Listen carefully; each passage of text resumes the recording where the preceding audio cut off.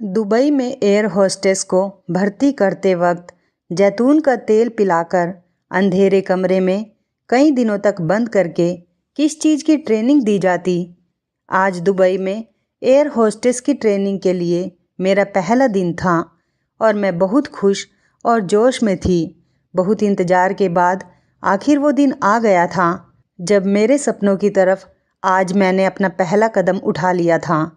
मेरे साथ 4 लड़कियां और थीं और आज से हमारे ग्रुप की ट्रेनिंग शुरू हो रही थी। हमसे पहले 2 ग्रुप ट्रेनिंग पूरी करके कामयाब हो चुके थे और आज तीसरा यानी हमारा ग्रुप मैदान में उतरा था। मैं तो कब से इसी दिन के इंतज़ार में थी कि कब वो दिन आएगा जब हमारी ट्रेनिंग शुरू होगी। हम सब लड़कियों को तैयार होने के लिए सिर्फ आधा घंटा दिया गया था। आधे घंटे में हम सब लड़कियां तैयार होकर नीचे पहुंच गई।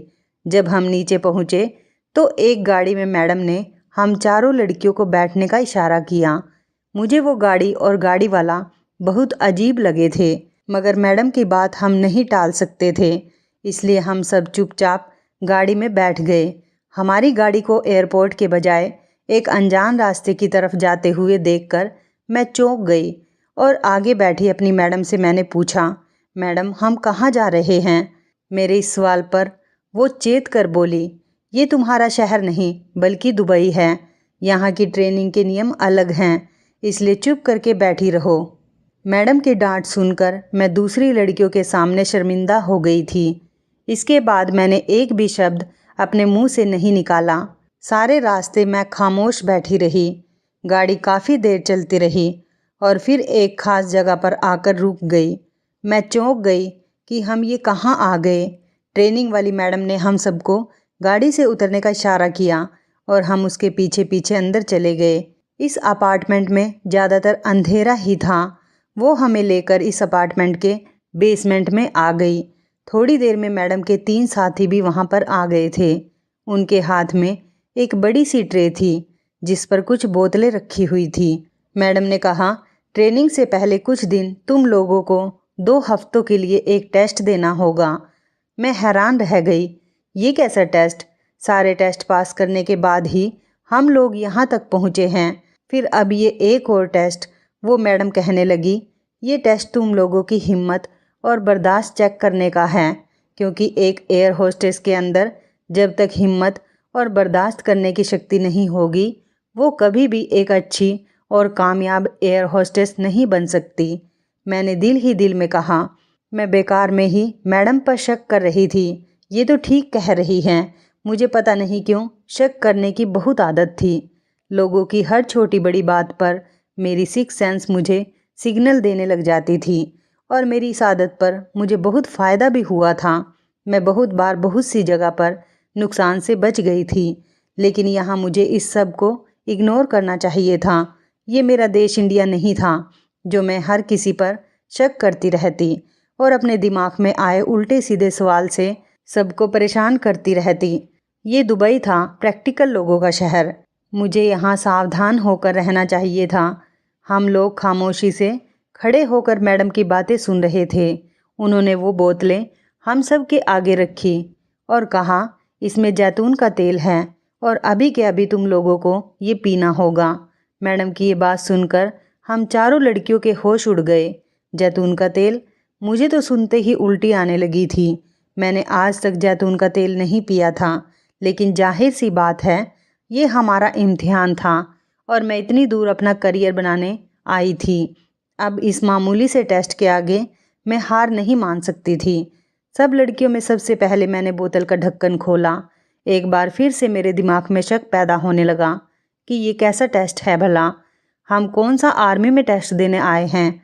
एक एयर होस्टेस के लिए तो अप्लाई किया था, फिर ये इतना अजीबोगरीब टास्क हमें क्यों दिया जा रहा था? कहीं कुछ गड़बड़ तो नहीं थी? कहीं ये लोग हमारे साथ कोई धोखा तो नहीं कर रहे थे? लेकिन मुझे उन सब लड़कियों के चेहरे याद आ गए जो हमसे पहले वाले ग्रुप में थी और वो पास आउट हो चुकी थी और अब मैं भी हर इम्तिहान पास करके एक अच्छी एयर होस्टेस बनना चाहती थी और ये मेरा सपना भी था और ज़रूरत भी। मैडम ने कहा था कि जल्द ही वो सब लड़कियां ड्यूटी भी ज्वाइन कर लेंगी, इसलिए मैंने खुद को तसल्ली दी और बोतल का ढक्कन खोलकर एक घूंट उसमें से पी लिया। लेकिन अगले ही पल मैंने वो थूक दिया। ये क्या था, इतना कड़वा?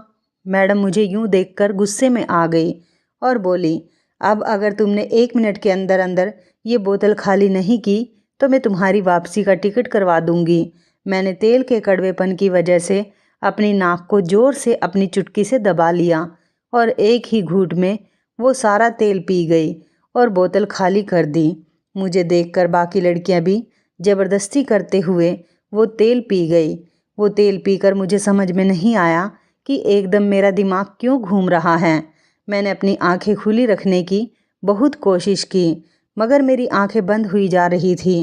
पता नहीं इस कड़वे तेल में ऐसा क्या था कि मुझे लग रहा था कि ज़मीन मेरे आगे घूम रही है।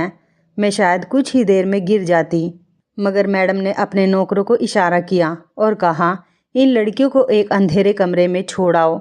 और साथ ही वो कुछ और भी कह रही थी, मगर मैं सुनने से पहले ही अपने होशो हवास खो चुकी थी। हिंदुस्तान से आई गरीब लड़की जो दुबई में एयर होस्टेस बनने आई थी, अपना सपना पूरा करने आई थी, अपने पैरों पर खड़े होना चाहती थी, अपने परिवार के लिए कुछ करना चाहती थी, अब पराए देश में दूसरे लोगों के रहमो करम पर थी। मेरा नाम सीमा है और मैंने एक गरीब घर में आँख खोली थी। मेरे पास सिर्फ एक ही खूबी थी कि मैं गरीब होने के बाद भी परियों की तरह दिखती थी। मैं बहुत खूबसूरत थी। जो भी मुझे एक बार देखता वो देखता ही रह जाता था। मैं बचपन से ही खूबसूरत थी। मुझसे छोटे मेरे 4 भाई बहन और थे। गरीब होने के बावजूद मेरे बाबा ने अपनी पूरी उम्र मेहनत की और हम बहन भाइयों को पढ़ाया लिखाया और एक बाप होने के नाते अपनी सारी जिम्मेदारियां बहुत ही अच्छे तरीके से पूरी की। मेरे पिता ने बड़ी संतान होने के नाते मेरे खूब नखरे उठाए और शहजादियों की तरह मेरी परवरिश की। मैंने एमए किया ही था कि एक दिन मेरे बाबा को फॉलिस का अटैक हो गया और वो बिस्तर पर पड़ गए। अब सारे घर की जिम्मेदारी मुझ पर आ गई। मैंने एक प्राइवेट स्कूल में नौकरी कर ली, मगर हमारे घर के खर्चे बहुत थे और मेरी सैलरी बहुत कम थी। बाबा की दवाई और घर का राशन और बहन भाइयों की स्कूल की फ़ीस, मेरी तनख्वाह से ये सारे खर्चे पूरे नहीं हो पा रहे थे। मैं ऐसी नौकरी करना चाहती थी जिससे मुझे ज़्यादा सैलरी मिले। मेरी एक कुलीग थी, उसका नाम रचना था। वो एक इंग्लिश कोर्स कर रही थी। जब उसे मेरे घर के बारे में पता चला तो वो मुझसे कहने लगी, मैं तो ये कोर्स करके देश से बाहर चली जाऊंगी, वहाँ तो पैसा ही पैसा है। तुम भी विदेश में ही कोई नौकरी ढूंढ लो। तुम तो खूबसूरत भी हो और पढ़ी लिखी भी हो, तुम्हें तो बाहर कोई भी जॉब मिल जाएगी। उसकी बात सुनकर मैंने अपने सपने के बारे में सोचा। मेरा एयर होस्टेस बनने का बहुत शौक़ था। बचपन से ही मेरा सपना था कि मैं एक एयर होस्टेस बनूं। मैं अपने घर में अपने घर वालों को भी कहती रहती थी कि मैं एक एयर होस्टेस बनूंगी और कोई मुझे इस काम से नहीं रोके, क्योंकि हमारे ख़ानदान का माहौल बहुत तंग था। हमारे ख़ानदान की लड़कियों को विदेश जाकर जॉब करने की इजाज़त नहीं थी। लेकिन मेरे बाबा मुझसे कहते थे, मेरी प्यारी बेटी, जो बनना चाहे वो बन सकती है। मुझे अपनी बेटी के किसी भी काम से कोई ऐतराज़ नहीं होगा। मैं अपनी प्यारी बेटी के लिए अपने पूरे ख़ानदान से लड़ जाऊंगा। मगर हालात ही ऐसे हो गए कि मेरे बाबा को मौका ही नहीं मिला। मेरे बाबा के इलाज के लिए हमें बहुत सारे पैसों की ज़रूरत थी। इसलिए मैं अपने दोस्त की बातें सुनकर सोचने लगी कि मुझे भी इस देश से बाहर जाना चाहिए और अपने लिए एक अच्छी जॉब तलाश करनी चाहिए, ताकि मैं वहाँ जाकर अच्छे पैसे कमा सकूँ और अपने बाबा के इलाज के लिए भेज सकूँ। फिर यहाँ मेरे बाबा का अच्छे से इलाज हो जाएगा और मेरे भाई बहन भी पढ़ लिख कर कुछ बन जाएंगे। इसी इरादे से मैंने सोशल मीडिया पर नौकरियों के ऐड देखने शुरू कर दिए। मेरी कुलीग रचना मुल्क से बाहर चली गई तो उसने मुझे फ़ोन पर बताया था कि उसे एक बहुत अच्छी जॉब भी मिल गई। उसकी सैलरी भी अच्छी है। उसकी देखा देखी मेरे दिल में भी ख्वाहिश पैदा होने लगी कि मैं भी अपनी आमदनी बढ़ाने के ज़रिए पर गौर करूं। स्कूल की जॉब के पैसों से तो कुछ भी होने वाला नहीं। बाबा का इलाज, घर के खर्चे और छोटे भाई बहनों की पढ़ाई के खर्चे इतने कम पैसों में नहीं होने वाले। इन सब सोचों ने ही मुझे पागल कर रखा था।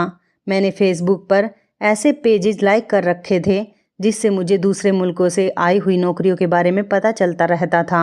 मुझे नौकरी मिलना मुश्किल नहीं था, लेकिन मेरे पास ना वीज़ा था और ना ही पासपोर्ट, इसलिए मैं दिल मसोस कर रह जाती थी। एक दिन मैं यूं ही फेसबुक पर स्क्रॉल कर रही थी। मेरी नज़रों के आगे एक इश्तिहार आया। उस पेज पर लिखा था कि दुबई एयरलाइन में एयर होस्टेस बनने का मौका। पूरे हिंदुस्तान से लड़कियां अप्लाई कर सकती हैं और सबसे अच्छी बात इसमें यह थी कि वीज़ा और पासपोर्ट बनाना कंपनी की जिम्मेदारी थी और टिकट की जिम्मेदारी भी उन्हीं के हाथों में थी।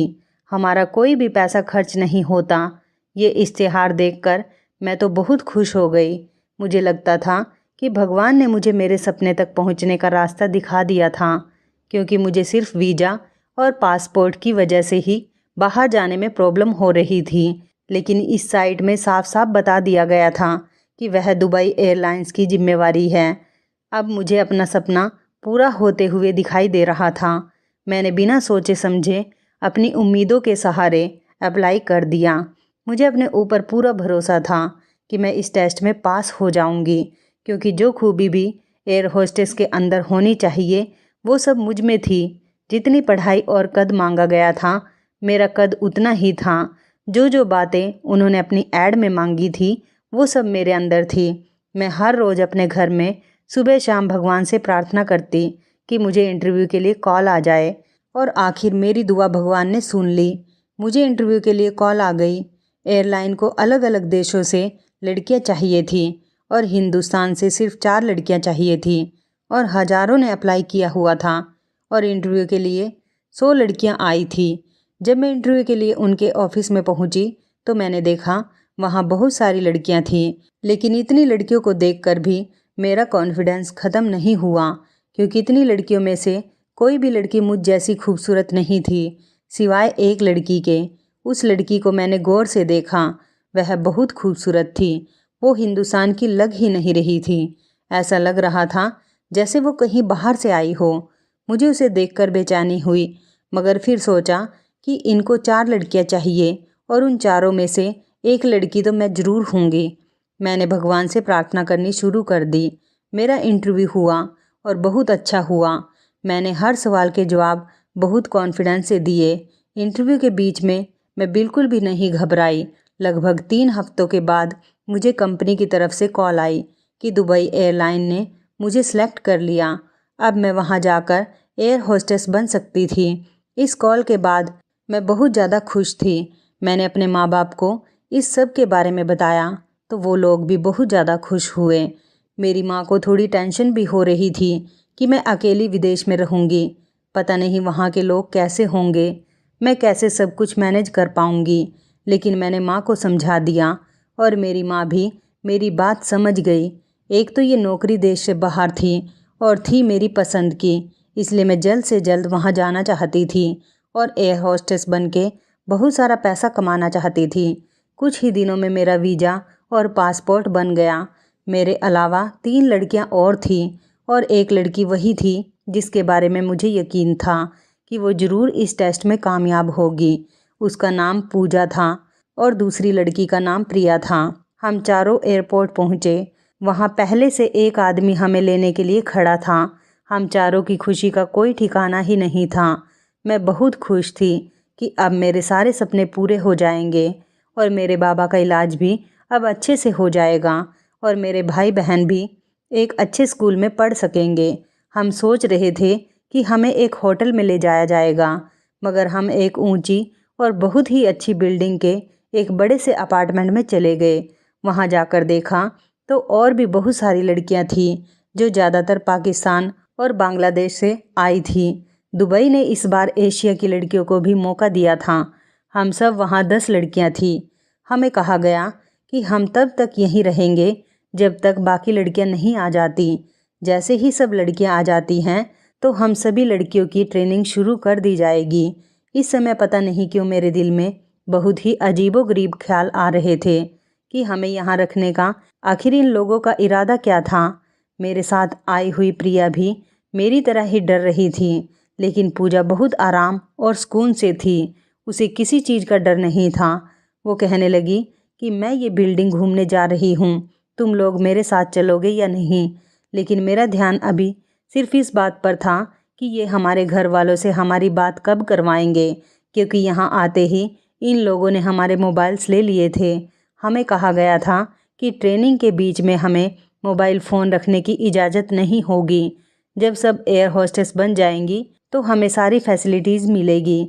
ये बात तो मुझे पहले से ही पता थी कि हमारे फ़ोन ले लिए जाएंगे, इसलिए मेरे समेत किसी भी लड़की को इस बात पर कोई ऐतराज़ नहीं हुआ कि मैं यहाँ पर पहुँचने की खबर अपने घर वालों को दे देती तो वो लोग भी परेशान नहीं होते, क्योंकि मेरी माँ मेरे यहाँ आने से पहले मेरे लिए बहुत चिंतित थी। लेकिन कुछ ही देर बाद हम सब की हमारे घर वालों से बात करवा दी गई। अगले दिन भी 5 लड़कियाँ यहाँ आई थी। अब हम 15 लड़कियाँ हो चुकी थी, इसलिए अगले ही दिन हम सबको इस जगह से दूसरी जगह पर शिफ्ट कर दिया गया, जहाँ हमें पहले दिन दुबई एयरलाइन पर एक लेक्चर दिया गया। मैं तो यहाँ अपने काम से काम रखती थी, क्योंकि पराया देश था, पता नहीं यहाँ के लोग कैसे थे, इन लोगों पर भरोसा किया जा सकता था या नहीं। लेकिन पूजा की कोशिश थी कि सभी लड़कियों से उसकी दोस्ती हो जाए, और तो और हम जिस जगह थे वहाँ के गार्ड से भी वो ज़्यादातर हंसी मजाक की बातें करती रहती थी। एक दिन लेक्चर देने के बाद फिर 2 दिन वैसे ही गुजर गए।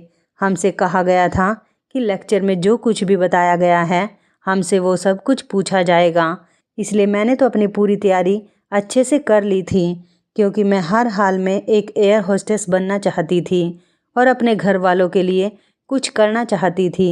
अगले दिन 5 लड़कियां सेलेक्ट की गई। कहा गया कि ये 5 लड़कियां पहले ट्रेनिंग पाएंगी और फिर इन 5 लड़कियों के बाद दूसरे ग्रुप की बारी आएगी और हम हिंदुस्तानी लड़कियां तीसरे ग्रुप में थी। मुझे समझ में नहीं आ रहा था कि ये क्या बात हुई कि हम सब लड़कियां ही यहाँ एयर होस्टेस बनने आई हैं, फिर ये ग्रुप बनाकर हमारी ट्रेनिंग क्यों करवाई जा रही है। पूजा ने मुझे समझाया कि यह हमारा देश नहीं है, कुछ भी उल्टा सीधा इन लोगों के खिलाफ मत बोलो, हो सकता है यहाँ ट्रेनिंग इसी तरह से दी जाती हो। पता नहीं किसने किस अंदाज में ये बात ट्रेनर तक पहुँचाई थी कि हमारी मैडम मुझ पर बरस पड़ी और कहने लगी, अगर तुम्हें हम पर इतना ही शक है और तुम्हें एयर होस्टेस नहीं बनना तो अपने देश वापस जा सकती हो। और उन्होंने सबके सामने मुझे बहुत डांट और फटकार लगाई। मैं बहुत बेइज्जती करवा कर पछता रही थी। मुझे नहीं पता था कि उन्हें हमारी आपस की गई बातें किस तरह पता चल गई थी। पूजा ने कहा कि मैंने तो तुम्हें पहले ही समझाया था, अगर तुम कुछ ऐसा वैसा करोगी तो ये लोग तुम्हें डिपोर्ट कर देंगे। यहाँ इन सारी लड़कियों में कोई एक लड़की ऐसी ज़रूर है जो यहाँ की खबरें उन्हें देती हैं, इसलिए तुम अलर्ट रहना। मैंने दिल ही दिल में कहा, क्या पता वो लड़की तुम ही हो जो सब कुछ उन्हें बताती है। पूजा की हरकतें मुझे बहुत अजीब लगती थी। वो सारा दिन उन लोगों के आगे पीछे घूमती रहती थी।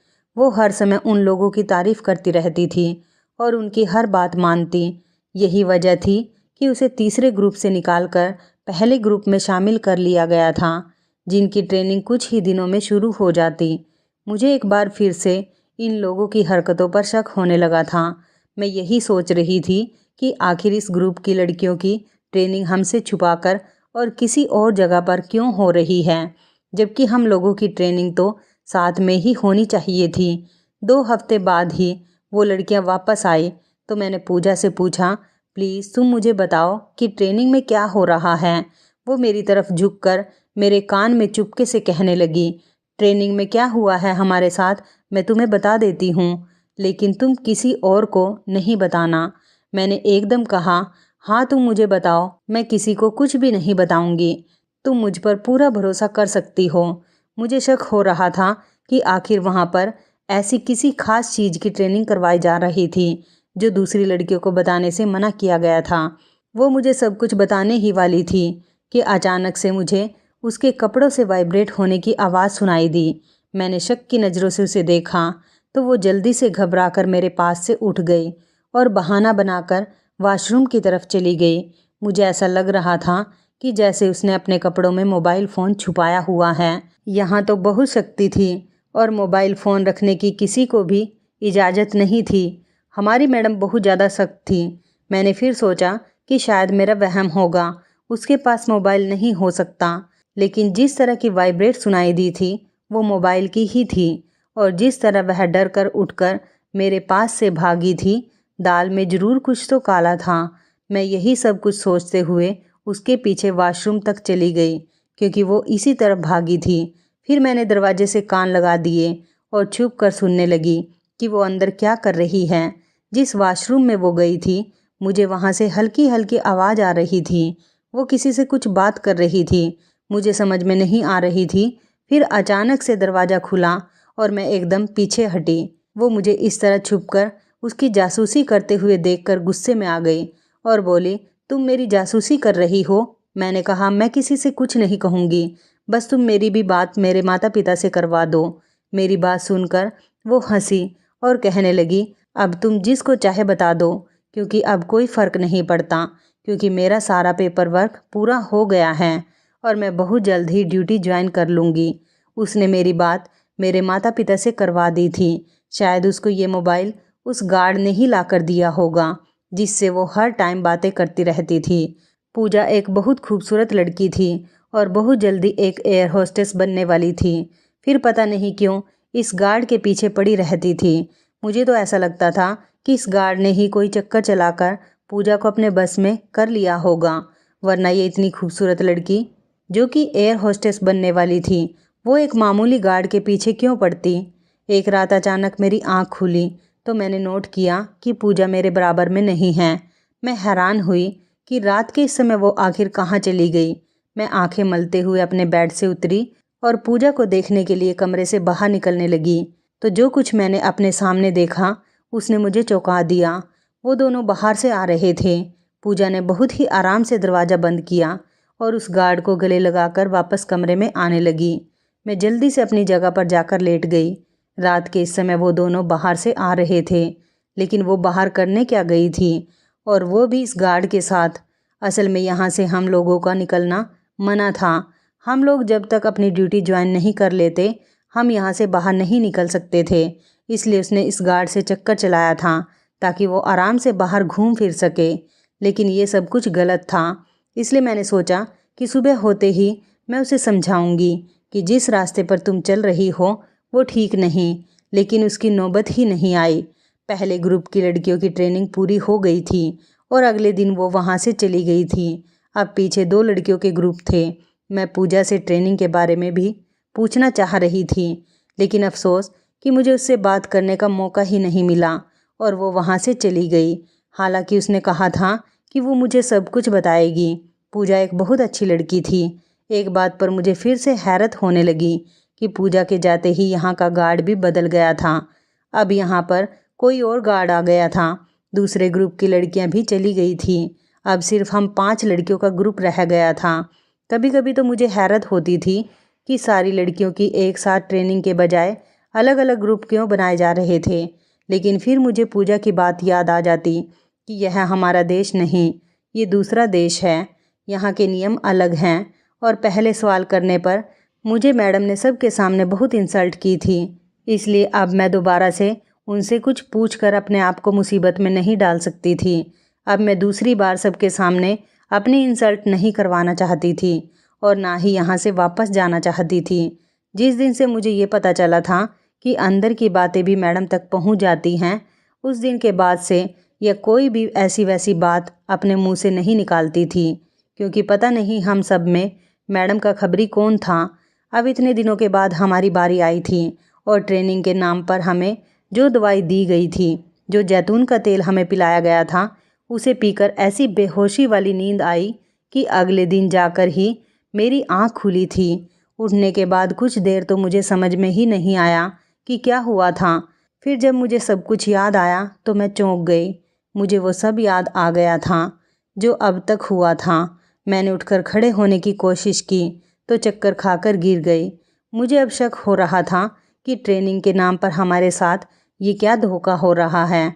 अचानक मेरे कमरे में कोई आया था। मैंने देखा तो ये वही गार्ड था जो पूजा का दीवाना था।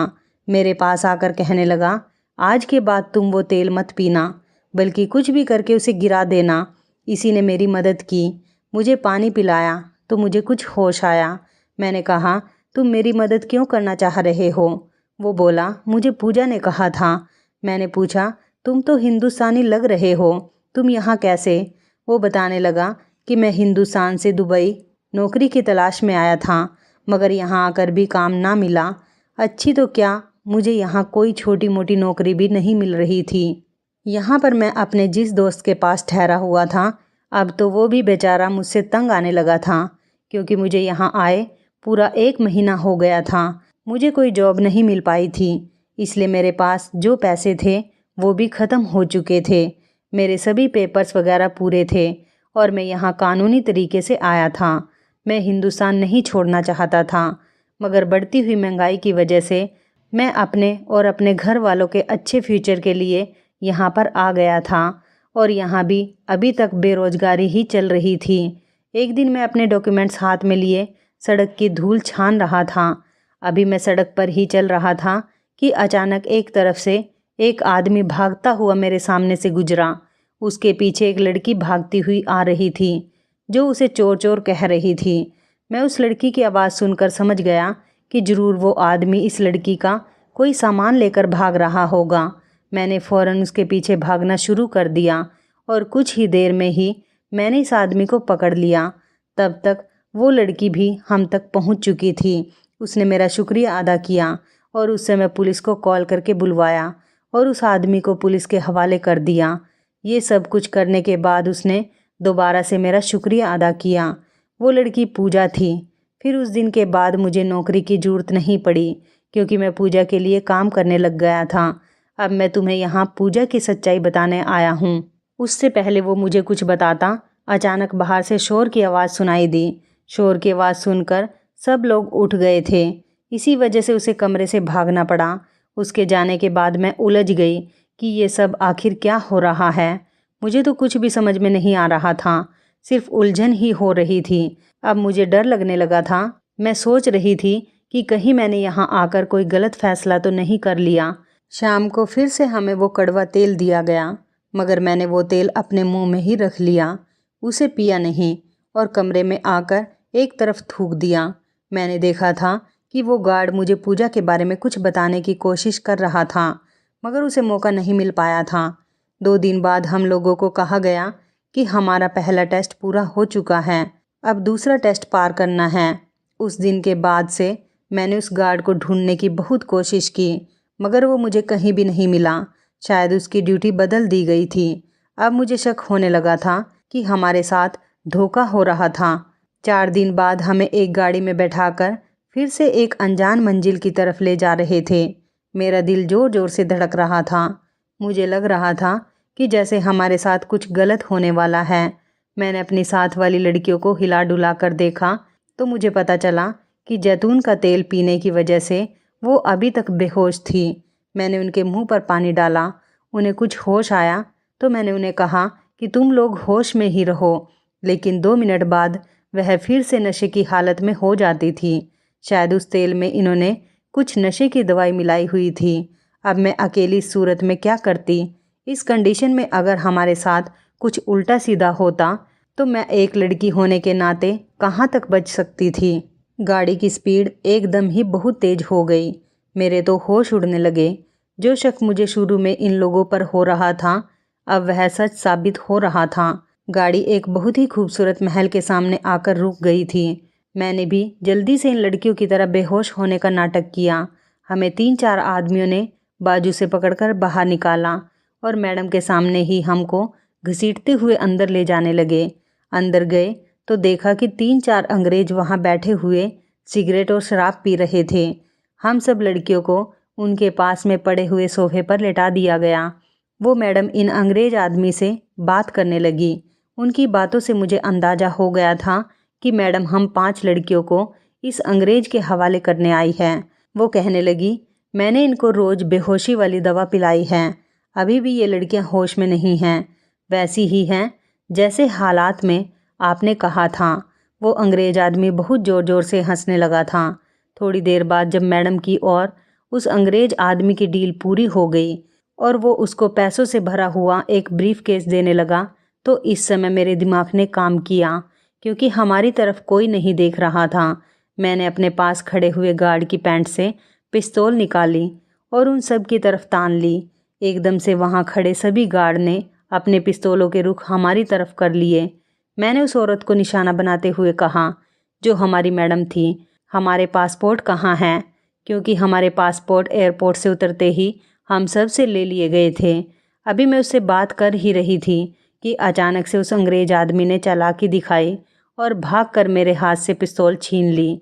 मैंने बहुत कोशिश की कि मैं वो पिस्तौल उसके हाथ ना लगने दूं, लेकिन मैं लड़की थी और वो एक आदमी था। उसने अपनी जान दिखाकर मुझसे पिस्तौल छीन ली।